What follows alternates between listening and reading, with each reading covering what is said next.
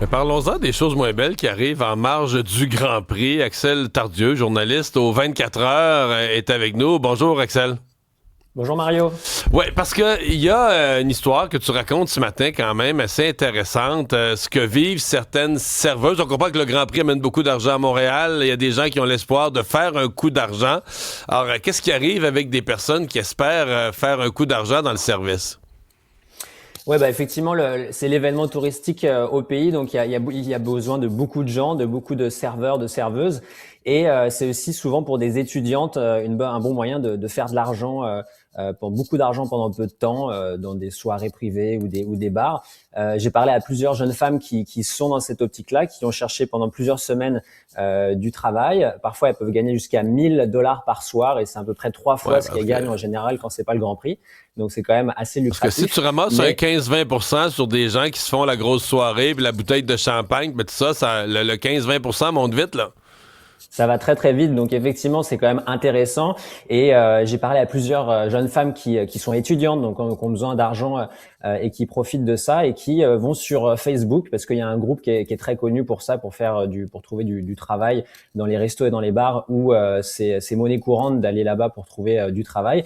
Et en fait, elles écrivent des annonces pour chercher du travail, et très souvent, elles ont des messages déplacés, des messages sexistes, vulgaires. La plupart du temps, 80% du temps, elles me disent en moyenne, c'est pas des messages sérieux.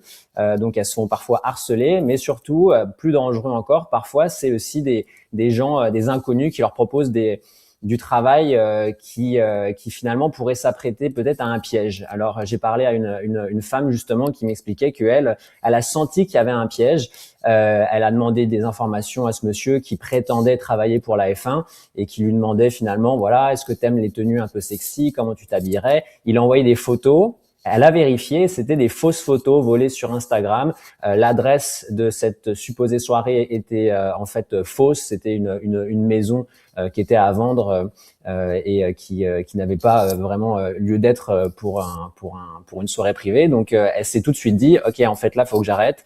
Je pense que c'est un proxénète qui est en train d'essayer de recruter des femmes pour les revendre. Et elle a contacté d'autres femmes qui aussi sur ce groupe Facebook avaient été approchées par ce monsieur pour les alerter.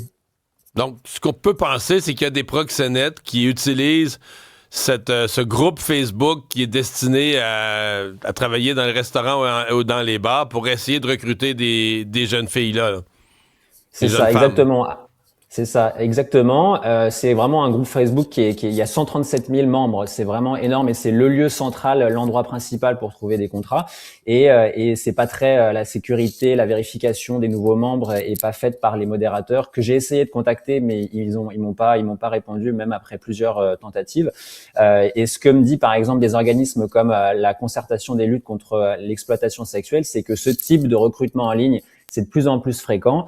Les proxénètes utilisent de plus en plus souvent les réseaux sociaux pour essayer de trouver des jeunes femmes vulnérables, et qu'il faut vraiment être sur ses gardes finalement. Mhm. Ouais. Mais c'est une chose de dire qu'ils recrutent sur les réseaux sociaux, c'en est une autre de dire qu'ils vont. Tu sais, c'est quand même assez insidieux d'aller sur un groupe où les gens veulent, bon, on comprend qu'ils veulent faire un coup d'argent, mais veulent travailler au service, là, puis d'aller vers ce chemin-là. Est-ce qu'il y a de meilleures expériences que c'est quand même, t'en as trouvé qui ont réussi, qui se sont trouvés des postes intéressants, prêts à travailler ce soir, demain, samedi? J'en ai trouvé, oui, oui, donc c'est possible, mais c'est difficile de trouver. Quand tu as 80% des messages que tu reçois qui sont pas sérieux, tu peux vite te décourager. J'en ai trouvé une qui me disait, bah moi finalement j'ai pas trouvé pour cette année. Elle avait trouvé l'année dernière. Donc le meilleur conseil, c'est de finalement réussir à avoir des bons contacts déjà, même dans la vraie vie. Essayer de parler à des amis qui elles ont réussi à trouver un travail l'année dernière qui était sérieux.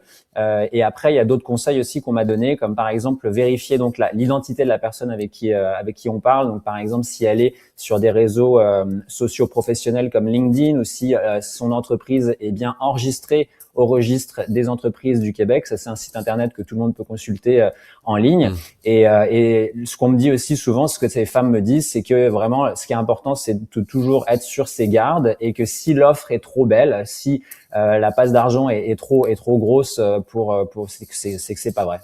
Faut se méfier davantage. Mais c'est un peu l'histoire qu'on entend souvent, c'est-à-dire que toutes sortes de pages Internet qui, à la base, devraient être très utiles pour connecter les gens, se polluent, là, tu sais. Puis surtout, des fois, la deuxième, troisième. Tu sais, une affaire marche bien une année ou deux, mais à un moment donné, au fil du temps, ça se pollue de toutes sortes de profiteurs puis de malveillants qui s'y greffent. Puis là, ils deviennent majoritaires, là. C'était plus facile d'aller directement, là, quand tu allais porter ton CV directement au restaurateur ou à l'événement. C'était Mais plus là, ce simple. qu'on entend, c'est que si tu reçois 80% de mauvais messages, ça veut dire que les malveillants ont pollué la page jusqu'à en devenir, le groupe, jusqu'à en devenir majoritaire. Axel, merci beaucoup. Merci Mario. Au revoir, à bientôt.